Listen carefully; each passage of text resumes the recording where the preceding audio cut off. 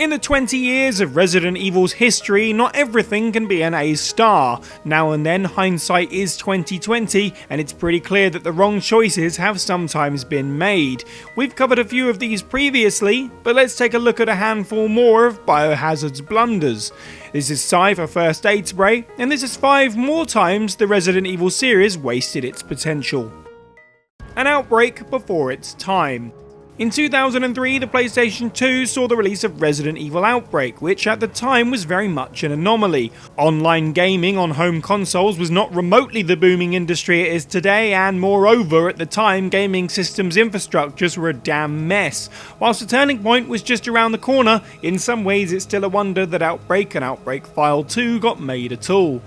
The games definitely had a rough road ahead of them and they garnered mixed reviews. Capcom elected to forego voice chat and instead characters only had stock phrases to choose from, which made cooperating with strangers online to complete scenarios very difficult. Furthermore, each game only had a handful of different stages to play and these would get repetitive or frustrating if you played with people of different skill levels. Some players would be shooting off towards the goal instantly, whilst new ones would be left in their dust in the downstairs of Jay's bar. And that's if you could get online at all. The first of the 2 Outbreak games was late to arrive in Europe because of Capcom's struggles with servers and the multitude of languages in that part of the world, and when it did come, it did so without online capability whatsoever, neutering the game's potential entirely. But still, for those that managed to get online, playing Outbreak with others was fun and most certainly unique. Heck, it still is. After all, online multiplayer survival horror isn't exactly a highly explored genre. Even more scenarios do exist that were never released, which is one of several reasons why fans have wondered for years about a File 3. And whilst it's been a long time since the second game, it definitely would be interesting to see how this kind of gameplay thrives in today's online ecosystem. Remake 2's 4 scenarios. The 2019 reimagining of Resident Evil 2 is a beautiful game which did an incredible job of refreshing the over-the-shoulder third-person gameplay style. However, it's been fairly agreed upon that the game's storytelling was at the very least lacking, and at most a big disappointment. It struggled to get remotely as deep as the 1998 original, and furthermore it also contributed little to nothing worthwhile of its own. Hell, it even changed minute things for absolutely no reason at all. In the lead up to the release, there was a lot of confusion about whether the remake would include the fabled zapping system, and Capcom themselves confirmed that the game would only feature 2 separate campaigns, one for Leon and one for Claire. Whilst this was kind of a shame, it was also met with intrigue, as this meant we might finally get an official version of what exactly happened that night, rather than a mix of 4 scenarios. However, perhaps in response to the negative reaction, a second run mode was eventually added to the game that acted like the B playthrough, but played as a much more compact, harder version of the same campaign. Moreover, Leon and Claire's different scenarios really weren't that different at all. Both featured every boss fight, the pursuing Mr. X, and generally speaking the same sequence of events. With the exception of each character having a different final boss and one exclusive area, this meant 4 scenarios that were way too similar. 4 scenarios with every single encounter with Birkin, and 4 scenarios with the same overall arc of set pieces. Resident Evil 2 2019 could have been a chance to either finally make a neat canonical version of these events, or blow the whole thing wide open, and it kind of did neither. The mystery of Bravo Team. Before Chris, Jill, Wesker and Barry reached the Spencer Mansion in Resident Evil, there was another group that had already gone through hell. The setup to the first game was, of course, locating the missing Stars Bravo team. These guys, in the instruction manual, that were really a mystery even years after the first game concluded. After all, we barely saw anything of the mortally wounded Richard and Enrico, Forrest and Kenneth were dead before we arrived, and only Rebecca Chambers got any screen time at all, although technically she could also die in the mansion if you were a terrible person and left her to the mercy of the hunter. So who were these guys? What were their first experiences with BOWs like? And how did they end up so separated and so doomed? Resident Evil 0 seemed to promise answers to questions that fans had had for years. Whilst it technically did that, the game's revelations were based around Umbrella's history rather than the experiences of Bravo Team, who, like the original game, essentially go missing after the opening cutscene.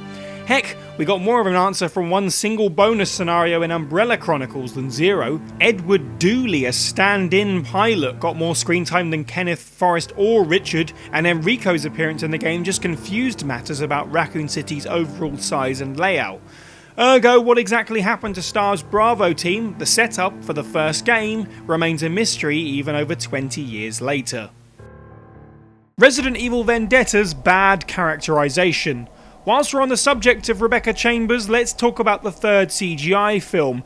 Becky is one of the biggest standouts of Resident Evil Vendetta, and it was so nice to see her again, with her place in the timeline making a lot of sense, and even carrying on from her appearance in Biohazard the Stage appropriately. It makes you wonder how much the writers of this film had studied recent Resident Evil media, because whilst that was a logical continuation, it was also disheartening to see her used as a kidnap victim in both stories. Furthermore, Leon's so-called character arc in Vendetta is a total copy and paste job.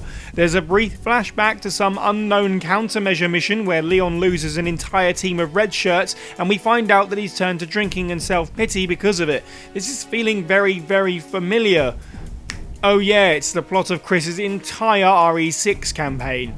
And whilst we're on the subject of Vendetta not being proofread, this is the only entry so far in the series where a virus is revealed, then used to start an outbreak, then quickly reversed, and everyone who is infected is apparently just magically cured. And we're supposed to be okay with this. What about those people who were chewed on by A-virus zombies? What about those people who did the chewing? Are we going to ignore all the therapy those poor half-eaten people will have to live with after temporarily becoming undead and eating their neighbours? Chris's Resident Evil 6 campaign. After finally fulfilling his driving goal of putting an end to Captain Wesker in Resident Evil 5, there was certainly some questions to be answered regarding the future of Chris Redfield. For what it's worth, I like some of his campaign setup for the next game in regards to Chris becoming a stray dog, drunk, without a sense of self, coping with some kind of PTSD. All the story between RE5 and 6 aside, it would have made sense for Chris to feel a little unfocused, lost and worried that his revenge might have consumed him. But sure, losing a number of BSAA randos and having amnesia beaten into you works too, I guess. The real issue here is that there's a chance for a fulfilling character arc for Redfield, but it's never capitalised upon. His partner, Piers Niven, spends half of Resident Evil 6 trying to bring his hero and mentor back into the fray to fulfil his duty, whilst at times the reactionary Chris becomes a burden to their mission. When the story reaches its apex, it's Piers that goes down with the ship, kind of literally, whilst Chris returns to the world now reformed of his issues but still in exactly the same spot as he finished RE5 in years prior. Surely a much more apt resolution would have seen the man who has been through so much since the beginning of the series and conquered his greatest foe finally relent and sacrifice himself for the greater good, who in this instance is Private Nivens, clearly at this time on his way to becoming the next great BSAA agent and protagonist. Instead, we lose an exciting new character to retain one that could have gone out as a hero. Although according to Resident Evil 7 he's not a hero, so maybe it makes a twisted kind of sense. Love it or hate it, say what you want about this appearance, but we wouldn't have had all the fandom confusion and arguing if Chris's story had met its true final conclusion at the end of RE6. And that's just a few times that the Resident Evil series wasted its potential. Let us know what you thought of the video in the comments below, as well as suggesting some other times where the series made some serious missteps. Don't forget to subscribe to stay up to date with the podcast and other future video content, and as always, have a good week.